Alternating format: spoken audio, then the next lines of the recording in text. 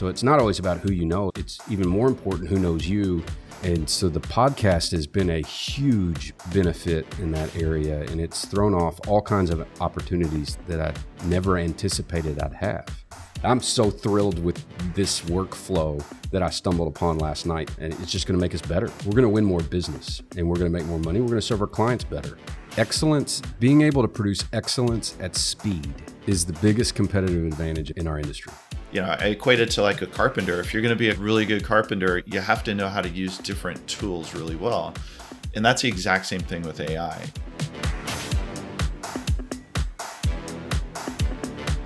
Hey everyone, welcome back to another episode of Commercial Connections, Investing with Confidence. I'm Brittany, the producer of the show, and I'm joined today by our brilliant host, Rene Nelson, CCIM. We've got an exciting episode ahead because we're teaming up with two powerhouses in commercial real estate today. Bo Barron, CCIM, and host of Commercially Speaking podcast, and the managing director of Barron Commercial Group, and Michael Hironimus, CCIM, an innovator at the intersection of commercial real estate and AI.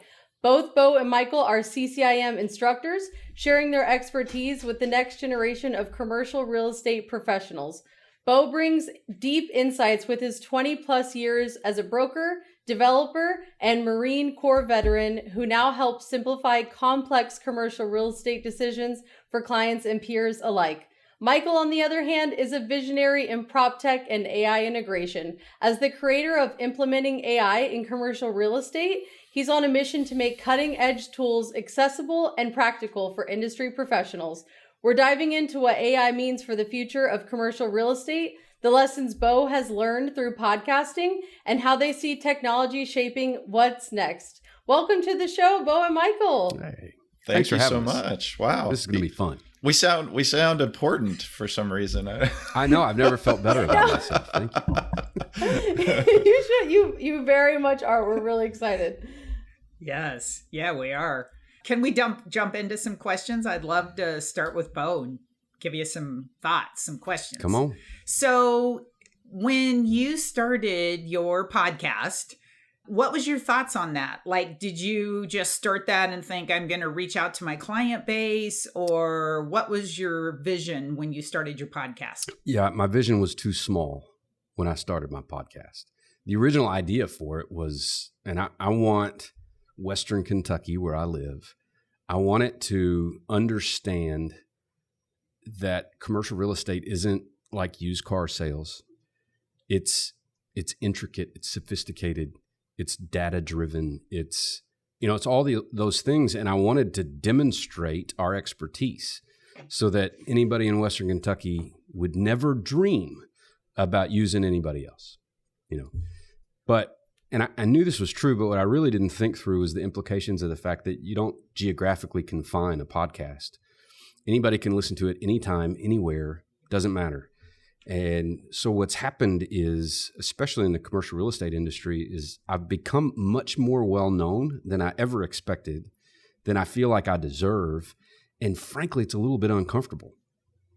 Like, I don't necessarily love it. It's humbling.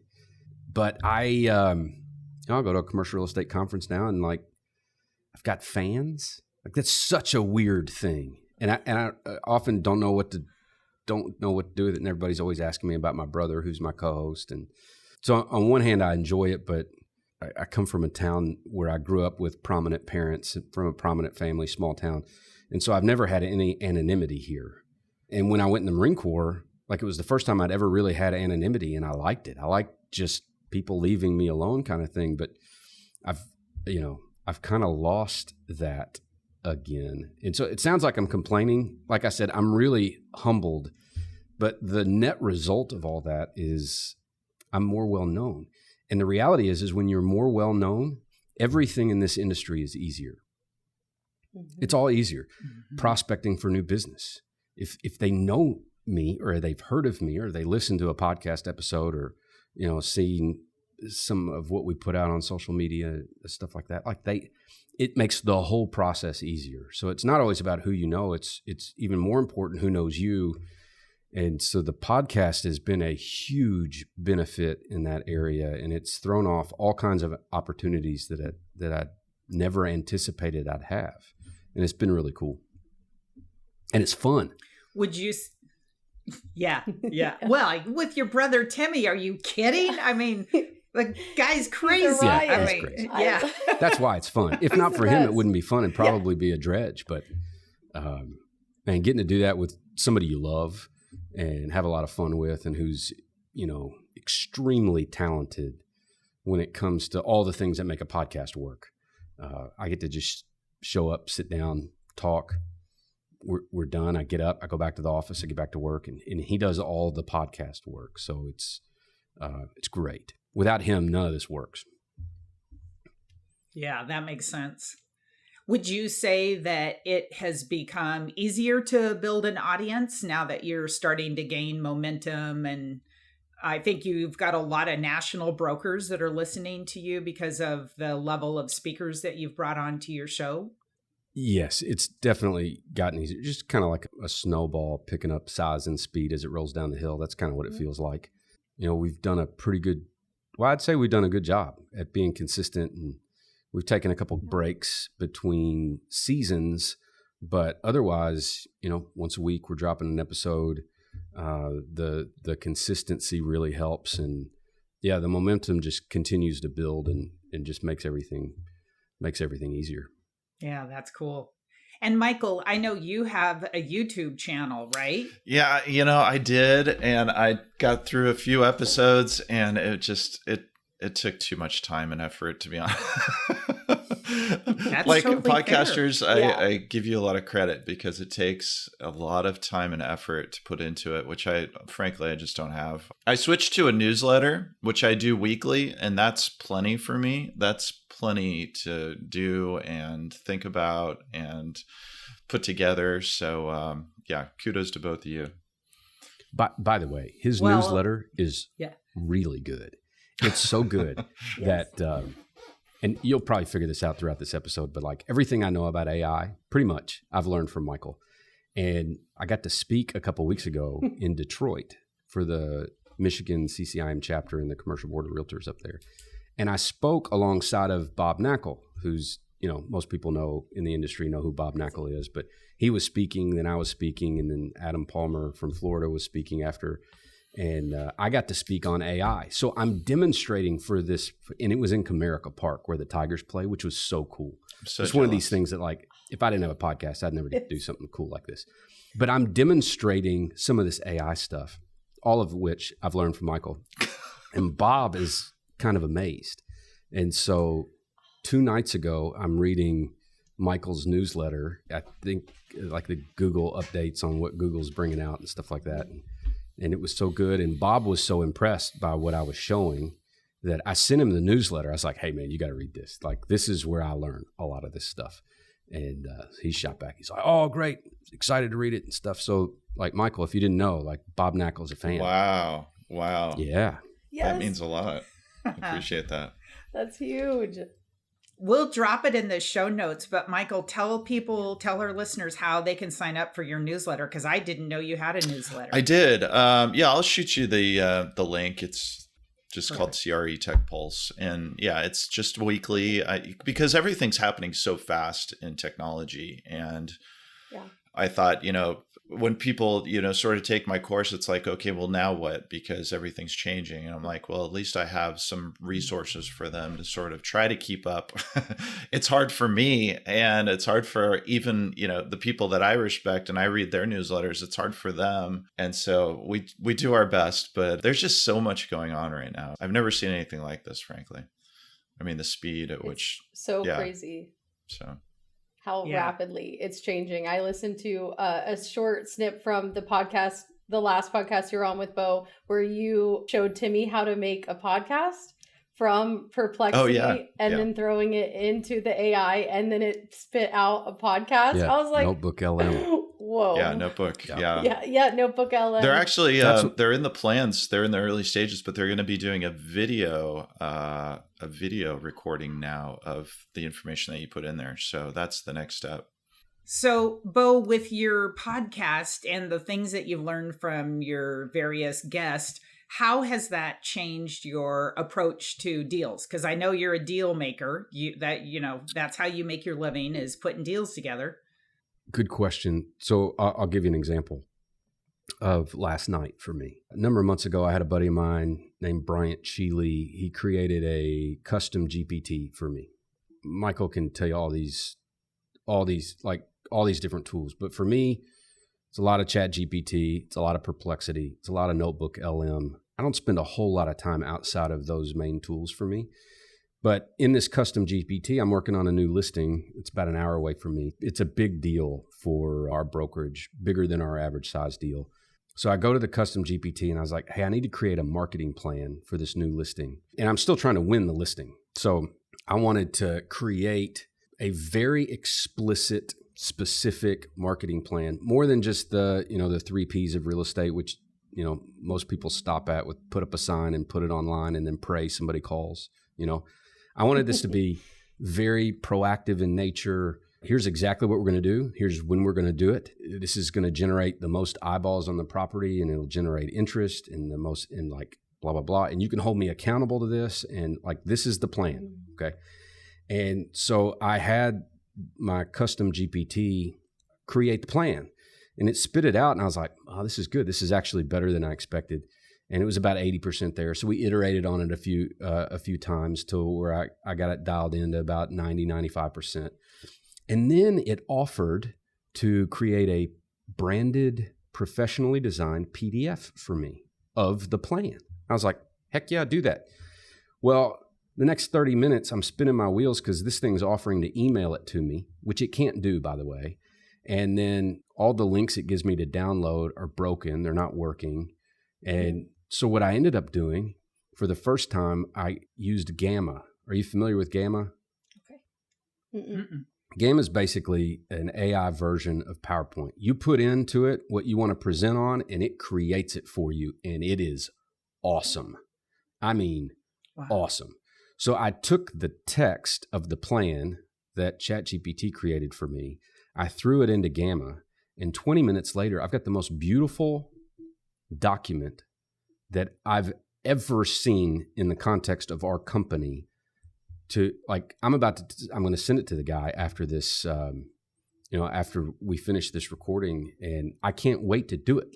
It's by far the best looking thing that I've ever put out of our company. And it took me less than an hour. And the next time I do it, it's probably going to take me 20 minutes. And the next time I do it after that, it'll probably be 15. And it just continues to make me faster. So the product is so much better, but I can create it so much more quickly. And that just continues to give us a competitive advantage. The quicker we can move and the better our product is demonstrating our expertise and our experience. And it just gives me more of a competitive advantage, which I'm really excited about. I don't even remember what your question was, but that's... Yeah, that's spot on. And that's helpful to know, because there are times when I'll go into either Build Out or Real Next to build a broker price opinion or an OM. And sometimes those just suck me down a rabbit hole. Oh, there's a better way now, for sure. Yeah. And Michael's probably sitting there listening to me say that, thinking, all right, Bo, you think you just did it the fast way and you did it the hard way. If you did this, and this, you'd cut your time in half and it'd be better. And man, you can tell me that stuff offline, but I'm so thrilled with this workflow that I stumbled upon last night and it's just going to make us better. We're going to win more business and we're going to make more money. We're going to serve our clients better. Everything about it is leveled up when the product that you can create, you can do it quickly and in a better way. So, Michael, I would love to hear your thoughts on that. How would Bo improve that process? Oh, goodness. Yes. Well, he's amazing already. It's hard to piggyback off of that. But no, Gamma's a great tool. I use it all the time. We're raising money for a startup right now, and I use Gamma for it as well. We had our entire business plan. I dropped our business plan into Gamma. It came up with a beautiful pitch deck. Those sorts of things you can do all the time. I've even tried it a little bit, like creating slides for our CCIM class. And yeah, I mean, there's a number of them like that. Some of the other ones I'm thinking of are like Dectopus, Tome is another one. Visme is another one. There's a number of them out there. Beautiful AI, I believe, is another one. So there's a lot of tools out there. It's just what you get comfortable with. Gamma seems to be the one that has sort of risen to the top, but there's definitely a lot of tools out there. So now that makes me curious about the CCIM classes, because you're both CCIM instructors. Mm-hmm. Are you guys starting to weave AI into your classes and teach the young guns that are earning their designation how AI fits in? Oh, yeah. Oh, yeah. Yeah. We're gonna him and I are both teaching in September. And by the way, not to plug, but let's plug this, because this is the one thing we're doing. And I forget the dates, Bo. Do you remember the dates? It's September 8th through 12th, 11th, 8th, 9th, 10th, and 11th. Yeah, we're teaching 102 market analysis, and it's Bo and I. And you want to tell them where it's at? Oh, yeah. So this is taking me 3 years to pull off, but the course is being held in Angel's Envy Distillery in downtown Louisville. So they've got a great room for it. We can hold up to 70 students in that room. I don't know the last time there was a CCIM class that had 70 students in it. I don't know. Come to Louisville in September. It's going to be awesome. I hope we bust the seams on that place. I do too. Yeah. I mean, look, it beats the heck out of an office building. Oh, yeah. A conference room in a hotel, which is where I took some of my CCIM classes way back when. We're really just trying to level up the experience and give students a reason to come to Kentucky and get something that's uniquely Kentucky, and that's the bourbon industry. And whether you like to drink or not, there's this huge bar in the back of the classroom with the Angel's Envy wings on the etched glass, and there will be no drinking in class, but as soon as we're done, the gloves come off. 5 o'clock. We'll get a tour of the distillery. It's going to be a next level educational experience. I can't wait. But anyway, to get back to your question, mean, Bo and I are both, I know Bo as well, we're heavily into introducing it. Another instructor, Mark Seipert, and I have just put together a course called Site to Do Business and AI, where we take Site to Do Business and use AI with it conjointly. We just did our first class in Atlanta, and it went really well. I think the next one we'll be doing is in Houston.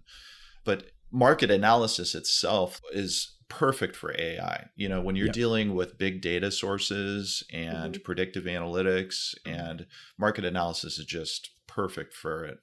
And, just dropping these different tools, and once again, Site to Do Business with business analysts, Esri, these geolocation data, demographics, we drop that in, and you can get a really good comprehensive report very quickly.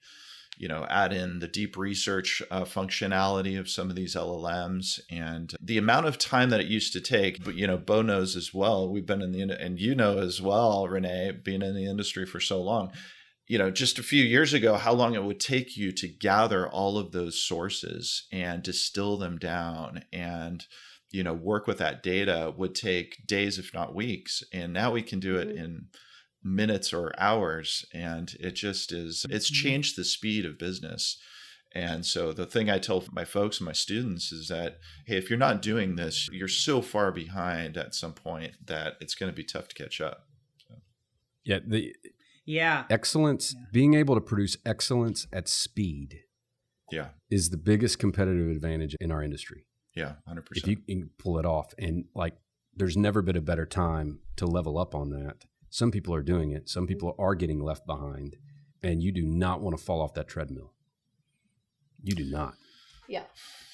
It would be really hard to catch back up. Yeah, because each week we're talking about different iterations of, just this past week, Claude came out with 2 brand new models, they're 3.7 models. And so now it's not only, okay, that's cool. But what do they do? Because each of these models have sort of, I wouldn't say competitive advantages, but they're tuned in a certain way where they do things specifically better. And so to know which LLMs to go to at what point, what am I trying to accomplish? I mean, that's a real skill of using these tools over and over again. And so when a new model comes out, if you don't know how it was based off of and, how they've tuned it or whatever, you might get a little bit behind. You might not understand, is it the right tool? I equate it to like a carpenter. If you're going to be a really good carpenter, you have to know how to use different tools really well. And that's the exact same thing with AI.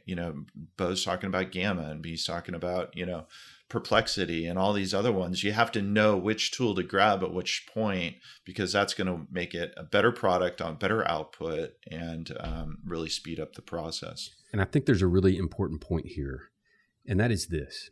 99% of us in the industry don't have and will not take the time to figure all of that out.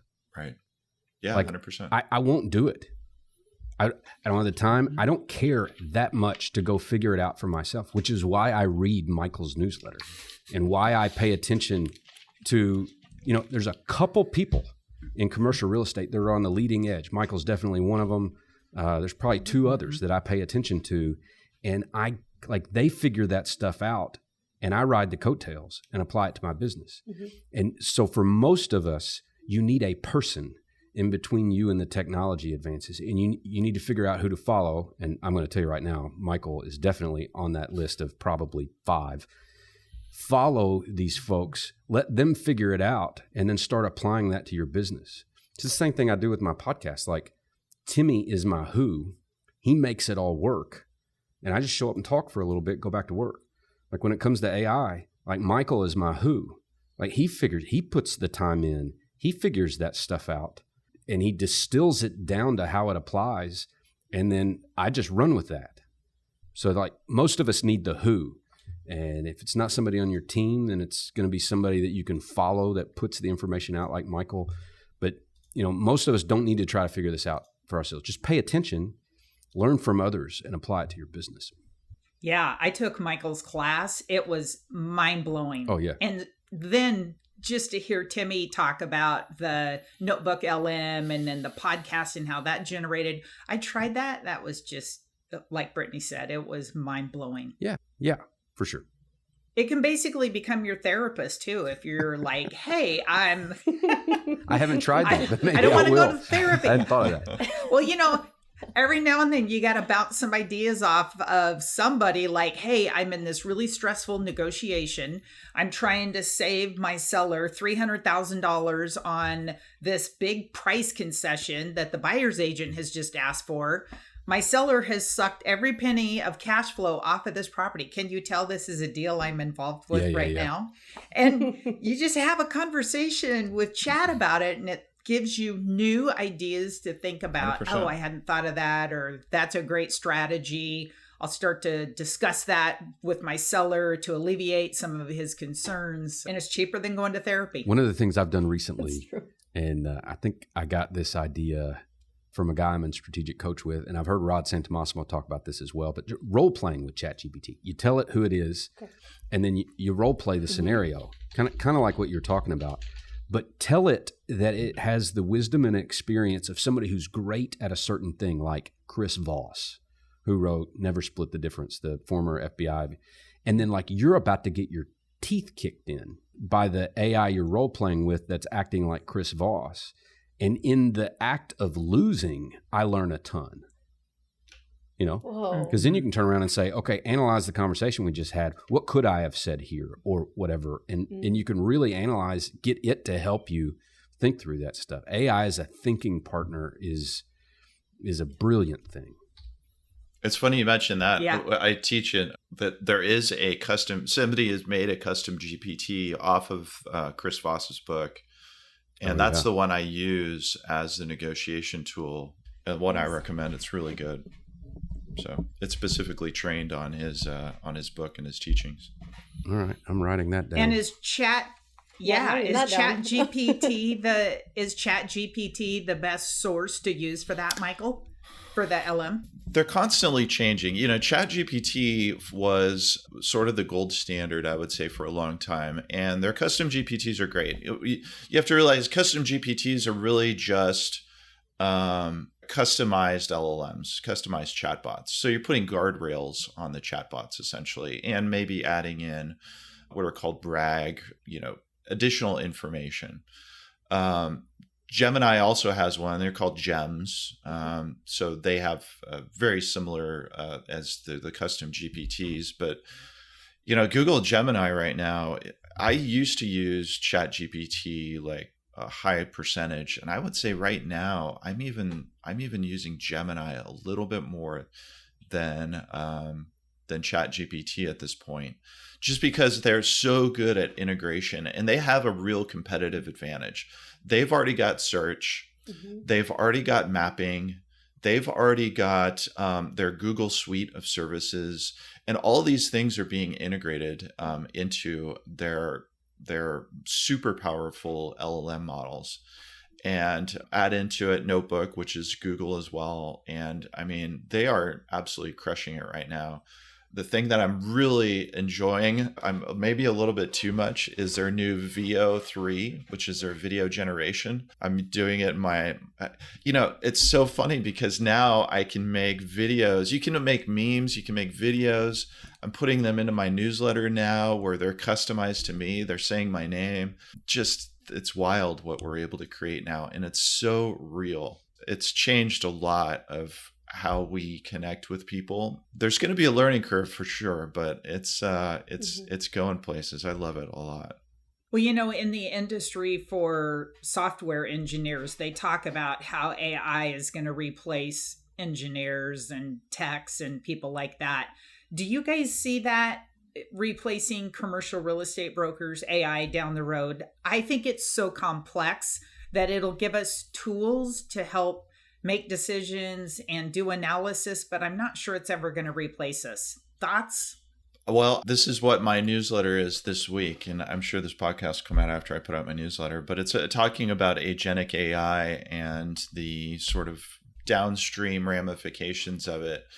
And I agree with you, Rene. Nobody's going to be able to replace you. You just got too much experience. You've got years of battle scars, right? And those are the things that make you really valuable. Same with Bo and so forth. But there is going to be a sizable shift. In fact, Dario Amodei, who's the CEO of Anthropic, he just came out with a prediction, and he is like on the, he's the one making these things. So he said they could wipe out half of all entry-level white-collar jobs in the next 1 to 5 years. That's a scary statistic.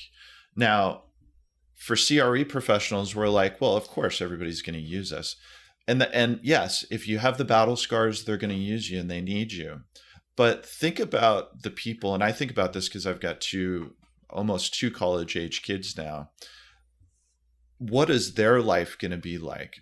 If you've got a veteran commercial real estate broker, in the past, what you would do was you would hire a junior broker, right?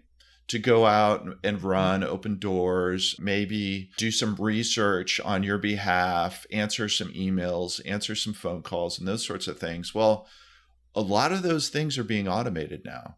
So do you still need that junior broker? And my fear is that the junior broker was the one that was learning from the mentor, and there was this relationship, this transfer of knowledge to the next generation. I'm really concerned about how automation could do away with that transfer of knowledge, because if you don't need a junior broker, because a lot of this is automated now, what does that mean for the next generation? That's what I'm worried about. I'm not so worried about the veteran brokers. I'm worried about the people who are looking at commercial real estate and saying, wow, that could be a really good industry to get into. That's my fear. I don't, whether it comes to fruition or not, but it's just something that I'm thinking about a lot. Yeah. And I kind of agree. I think when I think about what AI can do for commercial real estate and how it might replace some things or some people, I've never heard of the name of the Anthropic guy that you just mentioned, but he's talking about entry-level white-collar jobs. Like, I totally see the best brokers being able to do much more of the market share without needing more people. So the best will be able to do more. I do see less left over for the rest. And so I think we're going to go through a pruning, which, frankly, we prune on purpose. It makes the plant more healthier. So I could see our industry becoming more healthy But at the same time, kind of to pivot off what Michael was just saying, if you are the entry level person, I think having the mentor relationship with one of those seasoned brokers who are doing more now and controlling more of the market share becomes way more important. Yeah. Because it's not just about the transfer of information. If I'm one of these senior brokers that I'm just crushing it, I'm implementing technology and AI and I'm doing more and I'm doing it better and I'm doing it faster, I'm controlling more market share, and I don't need as many people on my team, that's one thing. It's another thing to think of my business as a legacy that can be passed down to somebody else. And I'm not going to pass it down to Anthropic or ChatGPT or something like that, unless I hadn't just thought of the situation yet. There needs to be a person on the other side of that exchange. And if that's the case, if we can think of it in more of a generational legacy kind of thing, I'm going to need the junior at some point. So if I'm the junior, I need to figure out how to make myself incredibly valuable and pitch why it makes sense for the senior all-star broker to bring me on. And it's probably going to be that I can create efficiencies with all the AI and technology, and I can bring that to the team. I can see that playing out, but I think to Michael's point, there could be this gap.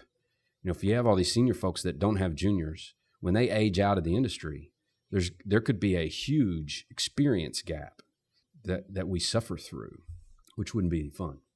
Well, you talked, Bo, about your son who mentored under you. And what also goes through my mind is the guys or the people that come out of college and go to work for some of the big CBREs, Marcus and Millichap, and they get put in a boiler room situation, pick up the phone, make phone calls.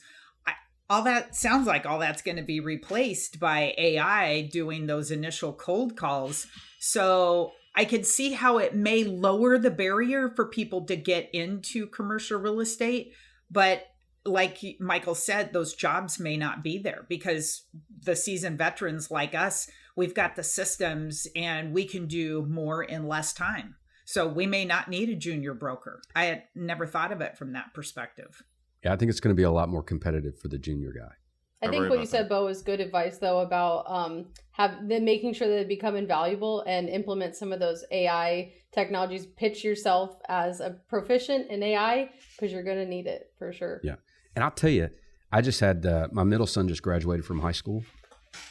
And the high schools, at least where I live, I don't know how much of a consistency there is across the country about this, but the schools are generally anti-AI. Yeah. Because they see plagiarism as a problem. That's a huge issue for us. Our educational systems need to be teaching students how to use AI to do more faster and to create better more quickly and not worry about the plagiarism aspect of it, but how do you use this to make yourself more valuable? And so like my kids, they don't know much about AI. Like I'm showing them how to do this stuff, you know, and it shouldn't be that way. Wow. You know, I think we're going to get to a point probably where, you know, like my kids could pick up an iPhone when they were 3 and 30 seconds later, they figured it out. You know, I think we'll have a generation at some point that never knew life without AI, and we're probably not too far away from that. But right now, and our students are at a disadvantage because the educational system, at least where I live, is not doing them any favors when it comes to this. I agree. It's the same thing here in Oregon. I was talking to my son. He's a freshman at Oregon State, and I asked him, you know, what are they doing with AI in the class? And he's like, not really a lot, you know, which I think is a huge disservice. I mean, exactly what you're saying. They're sort of anti-AI because of that plagiarism and hey, you need to go out and, you know, go to a library and sift through the pages to get all the information. Well, that's not how the world works anymore. You know, that's just not how it goes. None of us are doing that. A better service would be, okay, how do you prompt, you know, LLMs better? How do you verify information? Because there are hallucinations, right? So get into those aspects of it, not, hey, this is a bad thing. It's because, like you say, it's not helping anybody out. Michael, what are a few practical ways that a commercial real estate broker could use AI to deliver more value to their clients? Oh, man. Boy, is that a loaded question.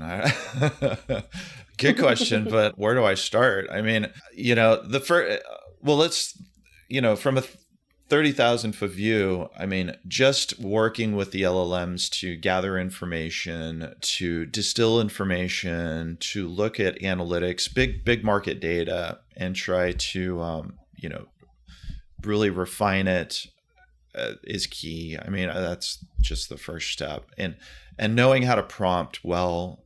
I remember when the chain of thought reasoning models were coming out, people said, well, you're not going to need to prompt well anymore. And I sort of understood where they were coming from. But at the same time, prompting has almost become more valuable because you have to be able to explain exactly what outputs that you want, because otherwise it's going to hallucinate and go off the rails. And that's exactly what we don't want in commercial real estate. We don't want hallucinations. So we don't want to get creative with a lot of the things that we do in commercial real estate. And that really comes back to the prompting aspect. And so I think, once again, the first step is just learning what the strengths and weaknesses are of different LLMs, knowing how to prompt, knowing how to get good outputs. I think those are the keys. Bo, you had your hand up. I know you got some ideas. Well, you said something like chain of thought reasoning models or something like that. And I remember when I took your course the second time, you were talking about that a little bit, but I've slept since then. So you might, and Rene, I just totally went host on your show. So I apologize. I shouldn't be asking the questions. What did you mean when you said that? I'm sorry. I apologize. So chain of thought reasoning models are so in ChatGPT, for example, it's O3. In Gemini, it's their 2.5 Pro. And what it is you give it a task and it thinks through the task. So a prompting technique is called chain of thought, where you think through the process and you go step by step by step, and you do that step by step with an LLM. Well, what they've done is they've baked that into their LLMs now. So you give it, let's say, I want to bake a cake. Okay. And what the O3 models or some of these chain of thought reasoning models do, and you can see how it doing it. Yeah, I know. You can see it doing it. And it goes, yep. Okay, Michael wants to bake a cake. Okay, we've got to get the ingredients. We've got to think through.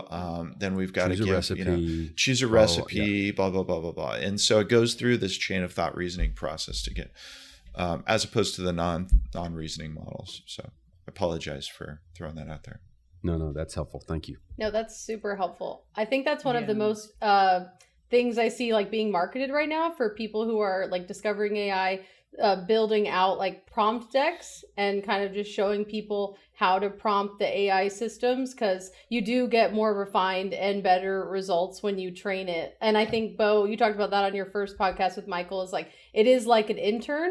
And if an intern came into your office, like the very first day, you wouldn't just like hand it a bunch of paperwork and be like, sort through this and file it. Like you have to train the AI based on your business model. Yep.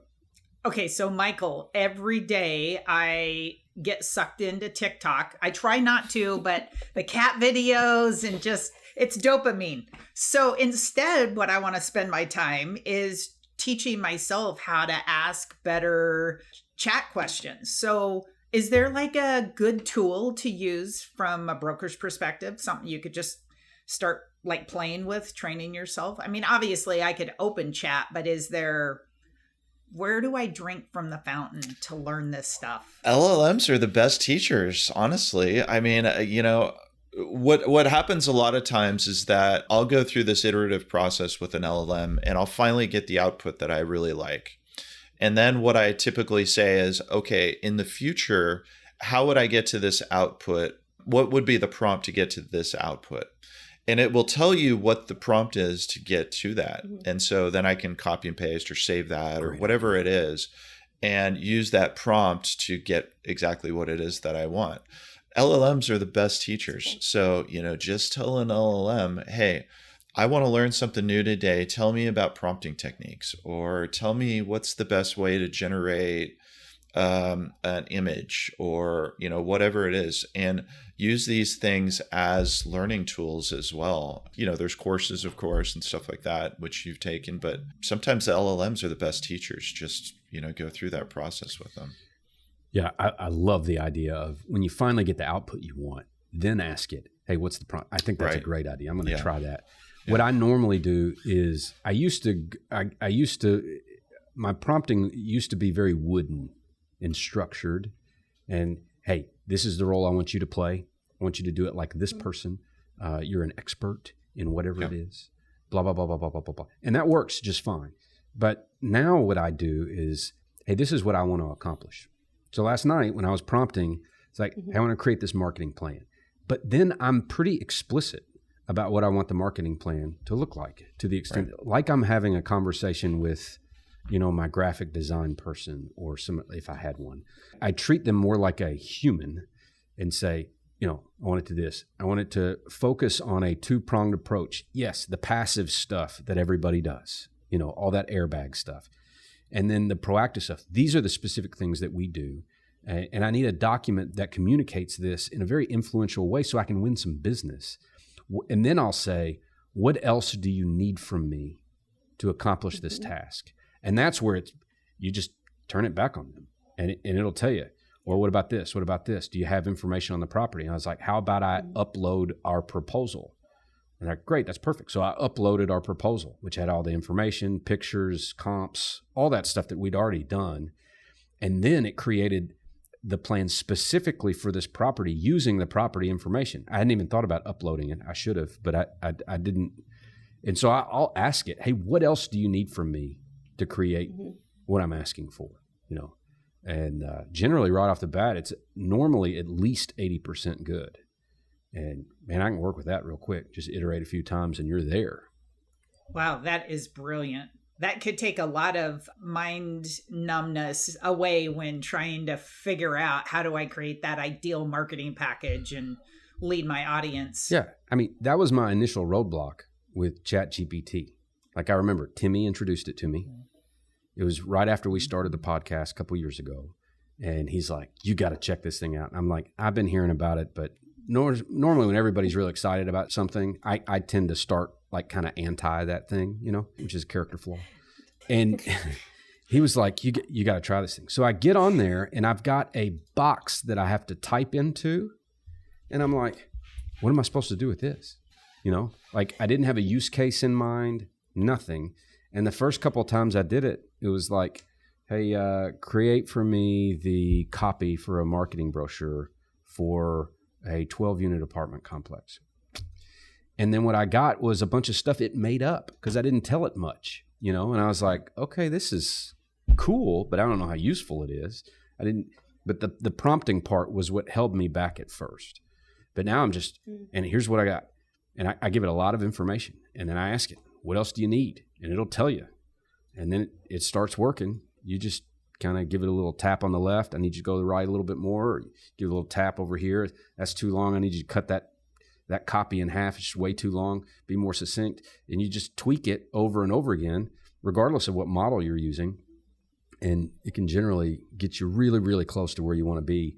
And it'll generally be better than you would have it would be if you did it in the first place. And you're going to get there a lot faster, which is what I love. Better and faster. That sounds great to me. Absolutely. I'm currently signed up for Bo's class on helping commercial real estate brokers deliver your message to your target audience. I'm so excited, Bo, for your class coming up. Great. We are too. And one thing that kind of saved me was you were like, hey, don't be wasting money on SEO right now. That's a waste of time, waste of money.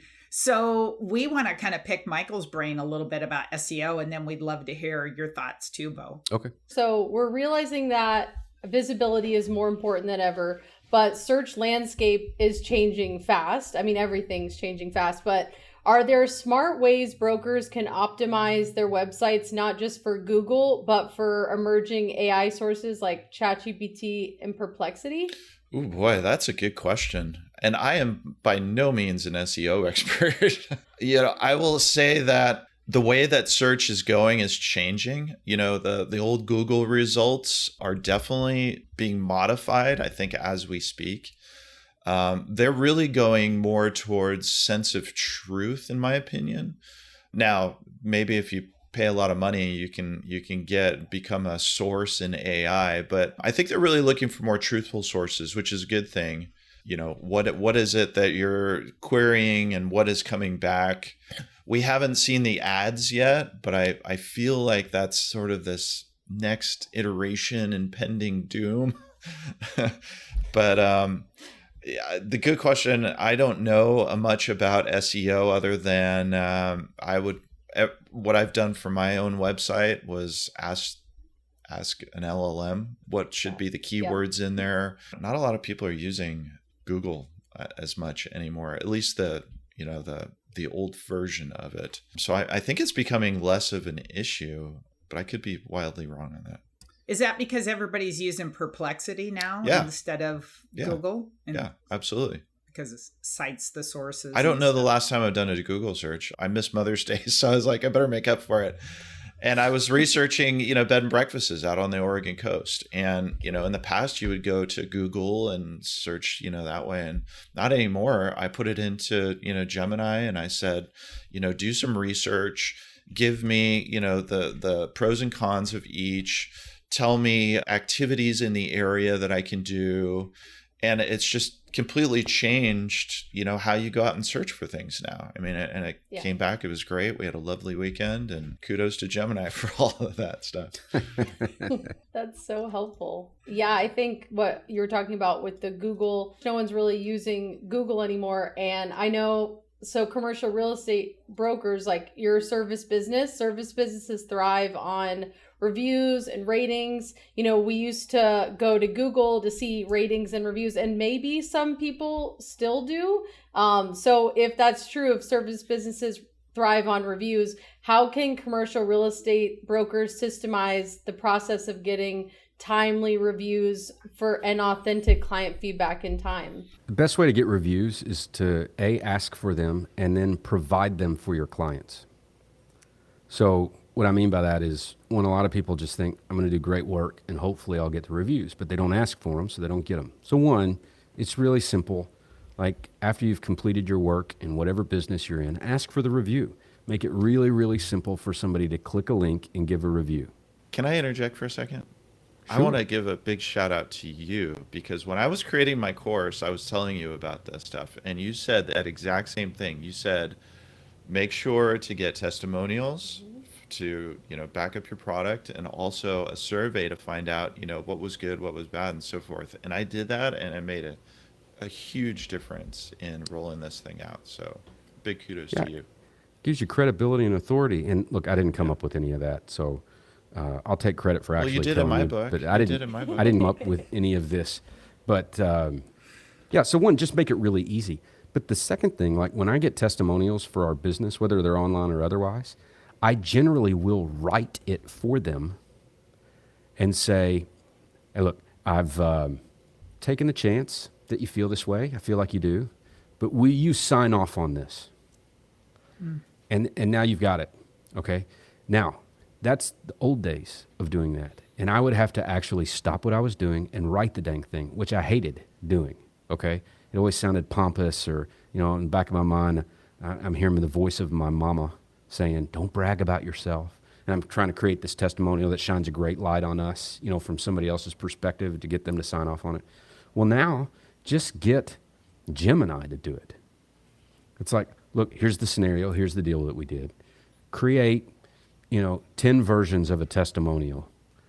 And you're done with that in 3 minutes. Email and say, look, I took the opportunity to create some testimonies which really help us out. And if you're willing, and any of these 10 are accurate, then just give me the green light and I'll run with it. And it doesn't have to take any of your time. Because most people, when you get great service, I'm always willing to give a review or to talk to somebody, but I generally don't get to it because I'm busy. So most of your clients, they're more than willing to do a testimonial, but rarely will they, because it's just not that important to them. Even though they're willing, they'll get sidetracked or whatever, and it'll never happen. So do it for them and get them to sign off on it. And now you can create what you get them to sign off on very, very quickly and give them 10 different versions of it, just like that, using this, using AI to help you generate the testimonials. Yeah, that's a great idea. Helpful. Yeah, that is That's a good idea. Yeah, I haven't done it either. I'm going to try that out. Yeah, and you would say probably do that right away, like after you close the deal or the contract, Immediately. so it's fresh in their brain. Yeah, make it part of your closing process. Just systematize the whole dang thing, which also means you don't ever have to actually do it yourself. Like if we were going to build this, and I think we will now, build this into our closing system, like Alice in the Philippines, my EA, she's going to do this. Like I'll never actually do it myself. Somebody on my team will. You know, and anytime you systemize something, that gives you the ability to teach it and then delegate it, and then it frees up your time, and you can go do the things that really make money, like talk to people, you know, have meetings, make phone calls, and I want to do that stuff. Like I don't actually like doing any of this. I just love that it makes us faster. And as soon as I can figure out a way to delegate any of these tasks, even the use of AI, I do it. And then I don't touch it again. And then I have to just make sure I keep track with Michael so that if I need to tweak our stuff, because this stuff changes so quickly, that I can, you know, pass that information down so we can continue to grow with the technology. But yeah. That's awesome. That's hey, Brittany, should we go to the rapid fire questions for our guests? We promise we're not going to stump you guys. We just have some rapid fire, easy questions. Let me stretch a little. Michael's like warming up. We have a special segment for you guys. It's called Commercial Real Estate, Real or Ridiculous. So each of you are going to get 3 rapid fire statements about future commercial real estate and AI. And then you have to respond with either real, you believe it's going to happen or will happen, or ridiculous, unlikely, or just hype. All right, Rene, do you want to take it over? I will. I'll start with Bo. All right, okay. Bo. Oh, thank goodness. Okay, Bo. AI will soon be able to identify off-market deals better than a local broker. Real. Or ridiculous? In conjunction with a great broker, very real. Yeah. Very real. Okay. Okay, I'm curious. We're going to go to the second question, but what do in your mind, because I know you just think about this a lot, how do you see that playing out? How do you see AI identifying deals, off-market deals? I was hoping we wouldn't have to elaborate on our answers. Okay, you don't. Here's my thought process. and Michael will be able, I think, to explain this way better, but I think the AI is going to be able to figure out certain triggers that we might understand intuitively but don't know how to recognize that quickly sometimes. And so I think there's patterns of behavior that we just don't get that it'll be able to figure out. Yeah. So if somebody uses certain wording online, and that may indicate, you know, a leaning towards one way or the other. So I think there's going to be big advances on speed of finding those things if we use AI. Now, I don't understand agentic AI like Michael does, or what the possibilities are, but maybe you could create an agent of AI who is just out there doing that one thing, trying to find those off-market deals, and you can train it in such a way that, like, I think that'll happen. Yeah, I would say real. I don't understand it much, but yeah. Would you agree, Michael? I would agree. I absolutely agree. Sweet. Yeah. I got the right answer. Yeah, one that I'm using right now is one that is a lead enhancement agent. So you give it a name, and it'll actually go out on your behalf, and you can automate it so that it'll go out on your behalf. It'll gather more information on that lead and then bring it back to you autonomously. It's pretty cool. And I think going along those lines, if you can do the same thing with property, you know, there are some giveaways that you know, property is probably going to come up, whether it's, you know, debt is maturing, you know. Around here, when somebody updates their landscaping in their front yard, that probably means they're going to sell their house, right? I mean, there's these dead giveaways, you know. So. Oh, that's awesome. Really cool. Okay, 2 more, Bo, and I promise I will not make you expound on them. We're just gonna go real or ridiculous. Gonna hold you. All right. Gonna hold you. All right. Yeah. The most in-demand commercial real estate brokers in 2026 will be the ones that build an audience, not just have a client database. Real or ridiculous? Real. I don't think everybody needs to have a podcast. Okay. The most successful brokers in 2026 will have a database, but they'll also have presence, meaning that people know them. There's different ways to do that. Doesn't have to be a podcast. Doesn't have to be a newsletter. There's different ways to do that. But They absolutely will. Otherwise, they're unknown, and everything about what they do is going to be harder. Every phone call is harder. Every negotiation is harder. Every pitch is harder. Every closing is harder. If you're unknown, everything's harder. So you got to have that presence. Doesn't have to be a podcast, but you got to have it somehow. Okay. Third question. Brokerage firms that don't adopt some type of automation or AI will be out of business by the end of 2030. Real or ridiculous? I think that's more real than ridiculous. I don't know if 2030 is the right number, but we're going to get to a point here pretty soon where you just won't be able to make it. You'll be too far behind. You'll be racing Ferraris with a horse buggy. Forget about it. You're not going to be able to do it. And I think 2030 is too far out. Wow. I think we're probably within the next couple of years. Yeah. Not that they're going to necessarily be out of business, but you're going to start seeing serious declines in your transaction activity for sure within the next. I've got a guy here in my office who will never really do AI. Now, our company kind of handles that, but his clientele doesn't use AI either. And when his clientele ages out, like, he might have a problem, So I don't know if companies are going to close 2030, but there are going to be has-been companies that are hanging on because they've got 20, 30-year client relationships with people who are still doing deals. But once those are done, they're going to have a big problem. Okay, Brittany has questions for Michael. I do, right. All right, sweet, and I'm excited. done. I have a quick follow-up on, Michael, you've got your integration to AI course. And then I know we were talking about sending some of these like AI agents out to find broker deals. Is that something we might find in your 2.0 course? Using agents? Yes. Yeah, like AI. Yeah. Ooh, Yeah. okay. Is Yeah. that in your current course? It is.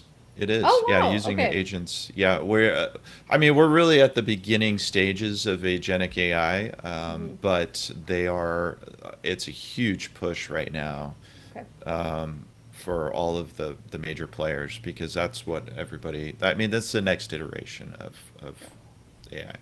Of AI, like the digital videos. I heard you talking about that on Bo's latest podcast, how you can give it like images of the property and then it can turn it into a video. That's pretty crazy. Oh yeah, that's just scratching the surface of what it can do now.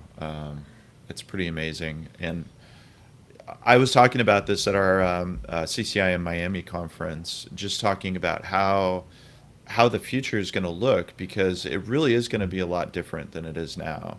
What you're going to be doing is you're going to be monitoring a team of agents that are going to go out and do things on your behalf. So you're basically going to be a manager of agents that go out and it's like having a whole bunch of interns and you got to manage them. You go do this, you go do that. And that's going to be the future here very shortly. So getting to understand how agents work, how to prompt them well, is going to be key. Cool. All right, we'll get to your rapid fire questions. So, Michael, real or ridiculous? By 2026, brokers will rely on AI to handle all cold calling. I'm going to lean more towards ridiculous on this one, because a couple things. First off, I still think this is a person-to-person business, and I hope that it stays that way. I think people are still turned off by the idea of getting artificial intelligence calls. I mean, it's good for some things like outbound if you're maybe following up on a ticket. If you're in property management, somebody calls in for a maintenance issue, to have an outbound call to say, hey, this is AI generated. We received your ticket. We'll be following up with you from maintenance. I think those things are reasonable. I don't think it's going to stick very well with most people, and I think it's still going to be a person-to-person business, at least on that side of it. Yeah, that's good news. Over the next 3 years, commercial real estate websites will prioritize optimization for AI-driven search bots over Google SEO. Real or ridiculous? That's probably going to be real. Yeah, I would say so. And lastly, by 2027, AI will be doing 80% of the due diligence process for investment deals. Oh yeah. It'd probably be sooner than that. Real. Wow. In fact, somebody might be making a company right now that might be able to do that on your behalf. Ooh, would that be Bo or Michael? Not Do me. tell. Nice. We're putting together software that will do a full. If you're familiar with CCIM framework, strategic analysis model is financial analysis, market, location, site, political, legal. It's one where you'll be able to pull all that through AI agents and accomplish underwriting in minutes. So it's gonna have a huge. I think I'm a little biased, but I think it's gonna have huge implications for how people underwrite and acquire properties. And I'm curious, will that be proprietary for CCIMs or will it be available to all commercial real estate brokers? All commercial real estate, yeah. We're hoping to roll out a prototype in a couple weeks. And I'm hoping that Mr. Bo Barron will be one of my feedback. Oh, yeah. You want me to test that thing? Ooh. Heck yeah. I'm in. To put it through the Call me ringer. Beta Bo. Beta Bo. Yes, Beta Bo. Beta Bo. Oh, that's awesome. Yeah.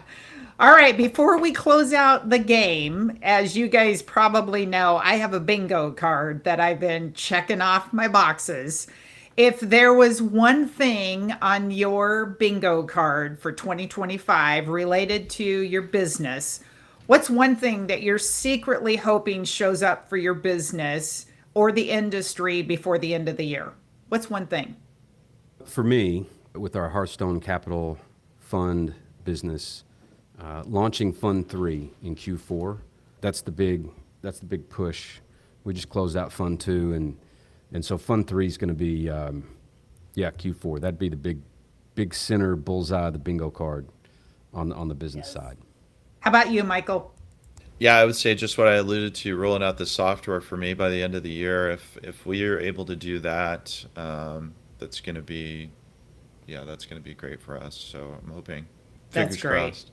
Yeah, that's great. Well, you got Beta Bo ready, and Beta Bo is on my team. Like he is. That's right. I am satisfied and comfortable riding the coattails of Michael Hironimus. Yes, amen to that. I am so lucky to have Mr. Bo Barron as my friend, who I can just call up and say, "Bo, what do you think about this?" And he's always got good advice for me. So. By the way, I did that with Michael about an hour before the show. I called him up just like that and said, "Hey, we got a problem. What do you think about this?" And so it goes both ways, my friend. Yeah, all right. I appreciate that. Well, gentlemen, thank you for your time today and your knowledge, and just you guys are the cream of the crop when it comes to sharing your knowledge and empowering others and mentoring. We're so grateful for you guys being here. Thank you. Oh, thanks for having us. This was so much fun. Yes. Thank you both. Yeah, thanks. Yeah. Thank you cool. so much. What an honor. And if you want to listen to more episodes at Commercially Speaking, we're going to put those down below. And we'll also link Michael's AI integrated course. So excited for you guys to take that and can't wait to see 2.0. Like and subscribe. And thanks for joining us, guys.